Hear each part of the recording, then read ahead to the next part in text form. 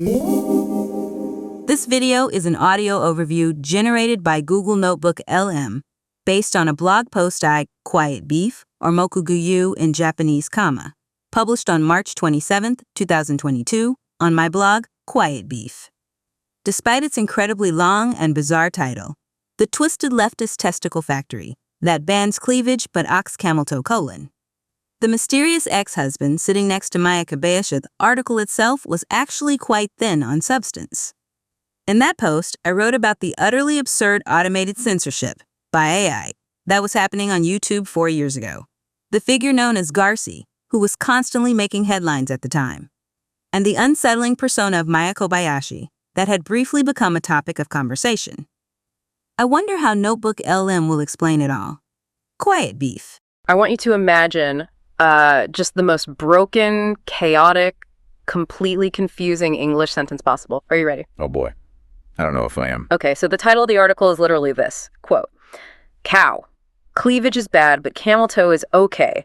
The deformed left-wing testicle factory is the mysterious ex-husband sitting next to Maya Kobayashi steak." Wow. Yeah, it really is a profound, almost dizzying masterpiece of, internet surrealism. Right. It's a word salad that somehow manages to be both deeply baffling and incredibly specific at the exact same time. It feels like a computer glitch, tried to write a haiku, failed, and then just vomited code onto a page. That's a perfect way to put it, honestly. Yep. But the crazy part is, this is not a glitch. No, it's not. This is a very real, very raw, eccentric, and highly unfiltered blog post published back in, I think, late March or early April of 2022. Yeah, written by a Japanese content creator who goes by the moniker Quiet Beef. Or you sometimes see it translated as Silent Beef. Right, Silent Beef. Okay. And as bizarre as that title sounds, this post is an incredibly fascinating artifact. We are looking at a perfect microcosm of the internet's weirdest, most unpolished corners. The author gives us his totally unvarnished thoughts on algorithmic censorship, political paranoia, hypersexualized algorithmic rabbit holes, and the utterly surreal world of Japanese celebrity gossip. So our mission for this deep dive, for you listening right now, is to act as digital anthropologists. We are going to unpack Quiet Beef's grievances about platform moderation. We'll explore the hilarious, but actually, incredibly poignant hypocrisy he points out regarding what is and isn't allowed to be shown online. Which is a huge topic right now. Huge. And we'll analyze his commentary on the explosive nature of online exposure channels, which is what we might call the drama economy. But before we plunge in, we do need to set some boundaries for our exploration today. Yeah, definitely. Because we are dealing with a source text that contains highly politically charged language. I mean, you heard it right there in the title with the phrase, deformed left wing. Exactly. The author also makes partisan accusations involving figures like Donald Trump and Joe Biden, and he uses terminology that just dives headfirst into modern political culture wars. So we need to state clearly, right up front, that our goal today is not to take a side. Right. We're not endorsing these views, nor are we condemning them. We aren't here to debate the merits of left-wing or right-wing ideologies. We're looking at this purely as a sociological phenomenon. We are analyzing the claims this creator is making about his digital environment, right? We're looking at how political language is used as a tool to try and explain the often unexplainable, invisible mechanics of the internet. The messy human reaction to the cold, calculating machine. Precisely. So let's start with the core of Quiet Beef's post, which opens with a very modern kind of despair, the creator's dilemma. Yeah, the classic struggle. He begins by explaining that he has just moved a jump-cut edited version of his very first live stream over to a platform called Rumble. Right. And the reason he did this, his YouTube views are completely flatlining. I mean, they are stuck in the single digits. Single digits. Ouch. Yeah, he literally describes feeling like he has been sentenced by the platform. Sentenced. That word carries immense psychological weight. It implies a judge, a jury, and a crime that has been committed. Right, like he's on trial. Exactly. And in the digital world, that invisible judge is the algorithm. We're seeing the profound psychological toll that content creation takes on the human brain here. Quiet Beef talks about something he calls the silent beef law. Or I think he occasionally refers to it as the developmental disability law, which is Yeah, it's a self-deprecating rule he's internalized. this fatalistic belief where he feels that whenever he plans something, like he mentions planning a third live stream, it's just inherently doomed to fail. Like it's going to fall apart before it even begins. Right. This is a classic manifestation of learned helplessness, but adapted for the digital age. When your success or failure is determined by an opaque piece of code, human beings naturally try to find a reason for it. We despise a vacuum of information. We have to fill the void with something. Exactly. And often, that reason becomes a form of self-sabotage. The creator thinks, the machine has sentenced me, therefore my plans are cursed. It's somehow easier to believe you are the victim of a targeted, overarching curse than to accept the random indifference of a global platform. Wait, hold on, though. Let's look at this objectively for a second. I've uploaded videos that frepped. Oh, we all have. Right. Every person who has ever posted a piece of content online has had something bomb. Isn't this guy just blaming an invisible boogeyman because his content wasn't good? Like, are we sure this is a genuine case of platform suppression, or is the algorithm hates me just the universal coping mechanism for a lack of an audience? Well, that is the ultimate unanswerable question of the modern internet, isn't it? And it's the exact reason why creators are driven to paranoia. Because you can't prove it either way. Right. You cannot definitively prove a shadow ban, but you also cannot disprove it. The platforms themselves are entirely opaque about how they throttle content. So Quiet Beef rationalizes his failure by comparing his situation to what he calls mega YouTubers. Oh, right. He points out a massive structural double standard. He notes that these lurker creators do things that are far more explicit, far more controversial, and yet they seem protected. Like they might occasionally get a minor slap on the wrist. Like a video gets demonetized. Yeah, demonetized. Or maybe the monetization approval process is super slow, but their reach isn't suffocated. Their views don't drop to single digits. He is highlighting the two-tiered justice system of the internet. If you bring the platform massive revenue, the algorithm, or rather the human engineers tweaking the algorithm, might offer a degree of leniency. Your massive subscriber base acts as a buffer against algorithmic demotion. Exactly. But if you are a small creator like Quiet Beef, you are crushed by the strictest, most literal interpretation of the rules. There is no buffer. One strike, and you disappear into the void. If you're listening right now, just think about the creators you follow. Have you ever noticed a massive channel survive a scandal that would have permanently deleted a smaller channel? It happens all the time. It's the too big to fail concept applied to vloggers. But here is where Quiet Beef's thought process takes a pretty sharp turn. If he believes he is being actively suppressed, what exactly does he think triggered this digital exile? Because he doesn't think it was random. No, not at all. He has mapped out a highly specific theory. The search for the why. When the algorithm punishes a creator, that creator will obsessively review their past actions to find the infraction. Quiet Beef claims his views plummeted immediately after he did 3 very specific things in a live stream. Okay, let's break these down.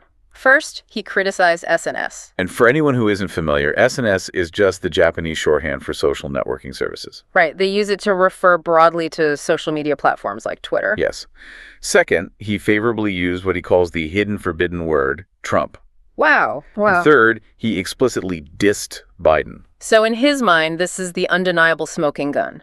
Criticize social media, praise Trump, insult Biden, and boom, your channel is thrown in the digital dungeon. This is a textbook example of algorithmic paranoia. The human brain is an evolutionary marvel designed to recognize patterns. Like, if our ancestors ate a specific red berry and got violently ill, they recognize the pattern. Don't eat the red berry. We survived by linking cause and effect. Exactly. But when we apply that primitive pattern recognition software to an incredibly complex, multivariable proprietary AI system, we end up connecting dots that might have absolutely no correlation. Right, he did those 3 things and his views dropped. So to the creator, that timeline equals absolute causation. He even takes it a step further. He says he fully expects to catch a total account ban soon. But instead of apologizing or backing down to appease the platform, he decides to just push forward anyway. He is steering directly into the stid. We have to look objectively at his belief that progressive liberalism, he aggressively labels as a deformed left wing, is responsible for this baffling censorship.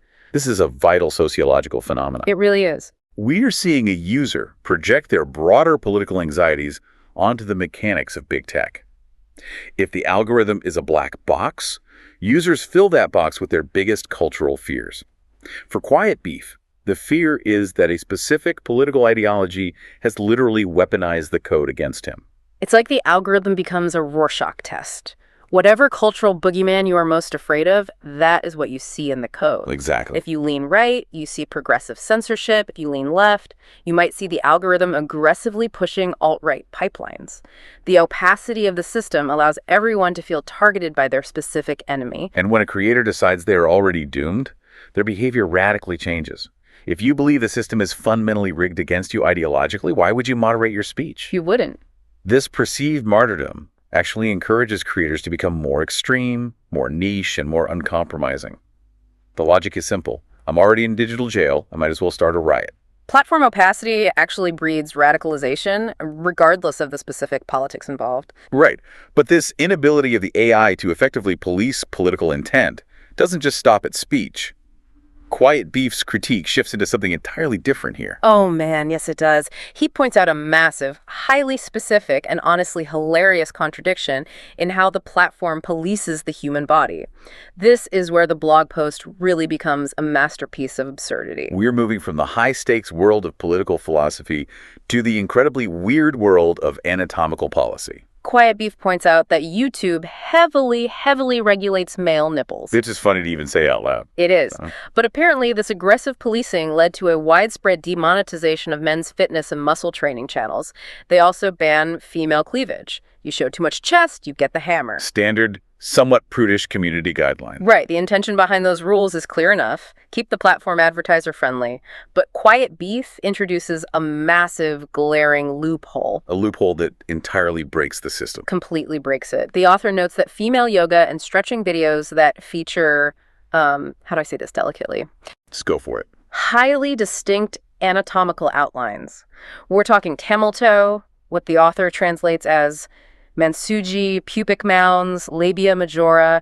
These videos are left completely unchecked. Completely unchecked. In fact, not only are they unchecked, they are actively recommended by the platform to millions of people. This highlights the absolute gray area of content moderation and the fundamental limitations of machine learning. An algorithm struggles profoundly to differentiate between an educational fitness video and softcore fetish content. Because AI doesn't get it. Right. AI does not understand context or human intent. It only understands pixels and shapes. It's like the algorithm is a bouncer at a high-end club, right? The club owner says, no tank tops, keep it classy. So the bouncer stands at the door and kicks out a guy wearing a tank top, even if the guy's just wearing it because it's 100 degrees outside and he's going for a jog. The bouncer's just following the strict rule. Exactly. But then someone walks up to the door wearing a fully transparent raincoat with absolutely nothing underneath. The bouncer checks his clipboard, sees the rule, says no tank tops, looks at the raincoat and says, well, it's not a tank top. Come on in. The rules are written to ban specific items, not the actual intent of the person. That is a perfect analogy. The machine learning classifier looks for the visual signature of a nipple. It is trained on millions of images to recognize the contrast, the shape, the color gradient. When it finds that visual signature, it bans the video. Looks for the visual signature of exposed cleavage, it finds it, it bans it. But the yoga videos, the skin is entirely covered by fabric. So the algorithm just sees clothes? The algorithm's primary filter sees closed. It doesn't possess the human nuance to understand that the extremely tight outline of the anatomy is, as Quiet Beef humorously notes, presented far more alluringly than outright nudity. The intent is entirely sexual. Oh, absolutely. The creator knows it, the viewer knows it. But the data points are clothed, so it bypasses the censors entirely. And Quiet Beef admits that this system totally trapped him. He freely admits to clicking on one of these no panties yoga videos that popped up in his recommendations. And of course, if you're listening to this, you know exactly what happened next. What does the algorithm do when you click on a video? It immediately optimizes your feed to give you more of what you just clicked. Yep. It flooded his feed with identical content. And the way Quiet Beef describes this flood of recommendations is just bizarre, crude poetry. Oh, I know what quote is coming. He describes his reaction to this using the metaphor of his anatomy becoming a busy factory operating at full capacity waiting for shipment. The Testicle factory mentioned in the title. There it is. It is an incredibly vivid, jarring image, but it perfectly illustrates the feedback loop of the recommendation engine. The algorithm found a loophole in its own moderation policy. It discovered that human users engage heavily, spending long sessions watching that loophole. Right? So it aggressively pushes that loophole onto users, effectively turning their homepages into specialized fetish hubs. And Quiet Beef compares this baffling regulatory logic to alien masturbation, which is an incredible phrase. Truly one of a kind. He's saying the rules governing what we can and cannot see are so incomprehensible, so disconnected from normal human logic, they feel like they were written by an alien species with totally different biological drives. And the fascinating part is machine learning algorithms actually do behave exactly like aliens.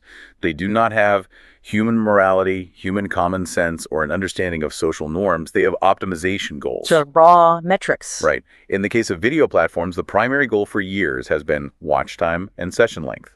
These hypersexualized yoga videos get incredible watch time. The alien brain says, push this content. It satisfies the primary directive. But then it clumsily tries to apply these binary, human-programmed rules like no nipples, creating this utterly absurd, hypocritical landscape. It is optimizing for primal human desire while simultaneously failing to understand basic human decency. We are living in a digital Wild West, but the sheriffs are robots who don't know what a horse is. That's exactly it. But this failure to read context goes far beyond just human anatomy. Quiet Beef's essay shifts focus entirely here, moving from the physical to the verbal. He tackles the policing of speech and behavior. Specifically, he dives into the rise of aggressive celebrity gossip channels in Japan. Yeah, he pivots to discussing a phenomena that was exploding around that time, the Garcy channel, run by a man named Yoshikazu Higashitani, and the broader trend of what are known as exposure channels. Which are basically... These are channels entirely dedicated to airing the dirty laundry, real-life gossip, and scandals of celebrities and influencers. Okay, got it. Quiet Beef makes a stark prediction here. He believes these channels will inevitably collapse or face massive platform-wide bans. And the catalyst for his prediction is a specific, ongoing drama involving a woman named Maya Kobayashi. She was continuously exposing a very famous kabuki actor named Ibizo. And Quiet Beef uses this amazing, evocative phrase. He says, Kobayashi's relentless actions woke a sleeping child. We need to unpack the cultural weight of that conflict to understand why Quiet Beef is so certain the hammer will fall. To understand why attacking Ibizo is such a big deal, you have to understand what kabuki theater represents in Japan. Right, because it's not just a passing trend. No, not at all. The kabuki actor isn't just a popular movie star or a trending influencer. Kabuki is a classical Japanese dance drama that dates back centuries to the Edo period. The major families in kabuki are essentially cultural royalty. They're backed by massive, untouchable corporate and traditional institutions. So when Kobayashi starts airing out Ibizo's personal life on YouTube, she isn't just starting a feud with another creator. She is launching rocks at a castle. She is provoking entrenched power structures. These traditional talent agencies and cultural institutions have deep pockets, armies of lawyers, and massive cultural influence. Quiet Beef's sleeping child metaphor is incredibly astute. Because the child isn't going to be happy when it wakes up. Exactly. When you wake these sleeping giants, they do not fight fair. They will coordinate an attack against these rogue exposure channels using defamation laws and direct pressure on the tech platforms themselves. It's one thing to gossip about a Twitch streamer. It's a completely different game to try and expose a centuries-old cultural pillar. But here is the detail that absolutely blew my mind as I was reading the source material. Oh, I know what you're going to say. Quiet Beef is predicting the downfall of this entire genre of video. He is analyzing the institutional backlash, and then he casually admits he has never actually watched the Garcy channel. He hasn't watched Maya Kobayashi's main exposure videos. Not a single second of the primary source material. He only knows about it secondhand. He learned all of this from other YouTubers he subscribes to who are talking about the drama. Which is just so typical of the internet today. Think about that for a second. If you're listening, how many times have you developed a strong opinion on an internet controversy without ever watching the original video? Probably more times than we'd like to admit. What does it say about our media diet when secondhand gossip from other creators is enough to make us form strong, analytical opinions about people and institutions? It speaks to how content on the internet is atomized and recycled. A single piece of controversial media becomes raw material. It's fuel for 100 other creators to react to, summarize, critique, and monetize. So the original video almost becomes irrelevant. The discourse around the video becomes the actual content we consume. Quiet Beef is consuming the meta-narrative, This is the reality of the modern drama economy. We don't read the primary documents. We watch a 4-hour video essay explaining why someone else is mad at the primary document. We are getting our news from the villagers gossiping at the well, not from the town crier. And yet, based entirely on this well gossip, Quiet Beef feels utterly confident that YouTube is going to step in and wipe these channels out.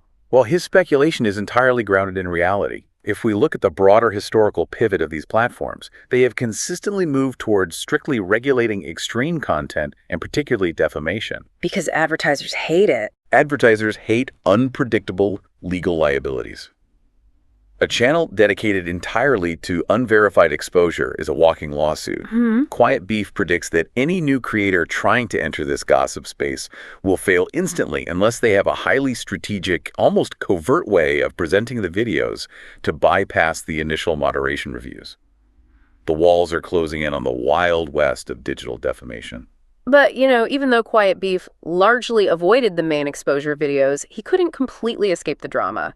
He mentions in the PS section of his blog that he did try to watch one specific video from Maya Kobayashi, and his reaction to the single video was intensely visceral.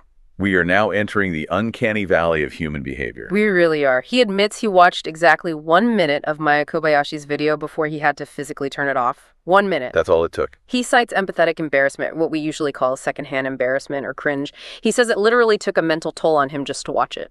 The neurobiology and psychology of cringe is a fascinating field. Why do certain internet videos trigger a genuine biological need to look away? It's like you can physically feel it in your stomach. Right. When we see someone violating social norms, especially when they are entirely unaware they are violating them, our mirror neurons fire up.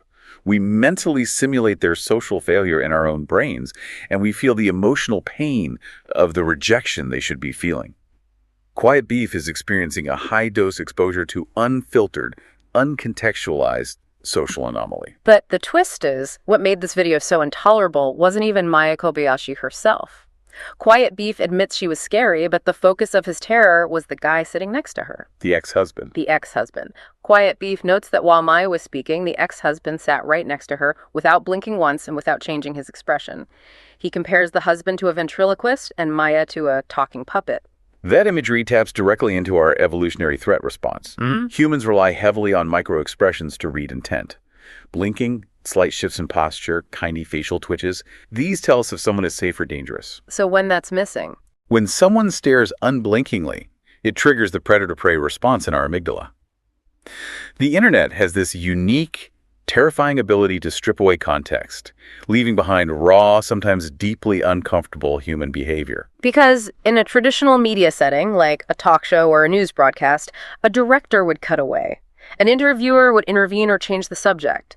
The rough edges of human weirdness are sanded down for public consumption. But in a live stream or an unedited upload, you get the pure, static stare of an unblinking ex-husband for minutes on end. It's the digital equivalent of being trapped in an elevator with someone who is acting just slightly inexplicably wrong. You can't quite articulate the danger, but your body is screaming at you to leave. Quiet Beef wasn't just annoyed, he was existentially spooked. Spooked enough that he goes so far as to state that the couple's brains are messed up and they need medical attention. And then he drops this darkly comedic line that I haven't been able to stop thinking about. He says, if these people live next door, even Gandhi would take a running start to move away. It's a brilliant exaggeration. It perfectly captures the instinctual human urge to flee from the uncanny. We are deeply social creatures, and when we encounter behavior that violates our internal models of how humans should act, we want to put as much distance between us and the anomaly as possible. Okay, so up until this point, we've kind of followed his logic, right? Yeah. But then, just when you think you understand the trajectory of this blog post, it detonates. Oh, the ending. It concludes with this bizarre observation that Maya appeared on a live phone call on that Garcy channel we discussed. And Quiet Beef makes a joke. He says that if the three of them, Garcy, Maya, and the unblinking ex-husband, got inside a magic circle and drank crow's blood, they would surely become Joe Biden. Yes, that is certainly a sentence. I mean, how did we get back to Joe Biden? Is this just the ultimate internet brain conclusion where celebrity gossip, occult blood magic, and American politics all get mashed into one giant, incomprehensible punchline? It is the ultimate symptom of massive information overload. Think about the incredible journey of this single blog post. It's a lot. We started with algorithm despair and the psychology of shadow banning. We moved to political paranoia regarding Donald Trump and Joe Biden. We detoured through the sexual hypocrisy of yoga pants, bypassing AI image classifiers. The Camel Toe Factory. Right, the factory. Then we analyzed the institutional power dynamics of centuries-old kabuki theater clashing with YouTube drama. We experienced the biological cringe of a ventriloquist ex-husband triggering our mirror neurons. And we ended with a blood magic ritual to summon the President of the United States. It's like someone threw the entire collective consciousness of the internet into a blender, hit frappe, and poured it out onto a screen. When the world feels entirely chaotic, when the rules of your digital life are dictated by alien algorithms you can't see, when public figures behave like malfunctioning robots, and when traditional power structures are clashing with rogue streamers in real time, the human brain struggles to process it all linearly. It just shorts out. The only way to synthesize all of that overwhelming, disparate data is through total absurdity. The punchline makes no logical sense, but it makes perfect emotional sense. It is a scream into the digital void. So if you are listening to this right now, let's take a breath and bring you back to the surface. We have journeyed deep into the mind of a creator who is wrestling with invisible algorithms. We've observed the glaring hypocrisy of digital censorship, where a multi-billion-dollar machine fails to understand the difference between a bicep curl and softcore pornography. And we've recoiled from the uncanny valley of celebrity internet meltdowns, where the lack of an editor exposes the terrifying reality of an unblinking stare. Quiet Beef's blog is chaotic. It is crude, heavily paranoid, and deeply weird. But in its own strange, disjointed way, it perfectly encapsulates the confusion we all feel when trying to navigate the modern internet. We are all, on some level, just trying to decode the rules of a game that changes every day. Played against an opponent we cannot see, using logic that doesn't quite make sense. We're all just trying to figure out why the bouncer let the guy in the transparent raincoat into the club while kicking us out. I want to leave you with a new angle to ponder. Something that builds on everything we've unpacked today. What's that? We spend so much time worrying about how algorithms are changing our society. We worry they are manipulating us, breaking our brains, and reshaping our reality. But when you look at how chaotic, hypocritical, paranoid, and utterly bizarre human creators like Quiet Beef are, maybe the algorithms are just holding up a mirror to our own collective madness. That's a profound thought. The machine isn't an alien, it's just reflecting the chaos we feed it every single second of the day.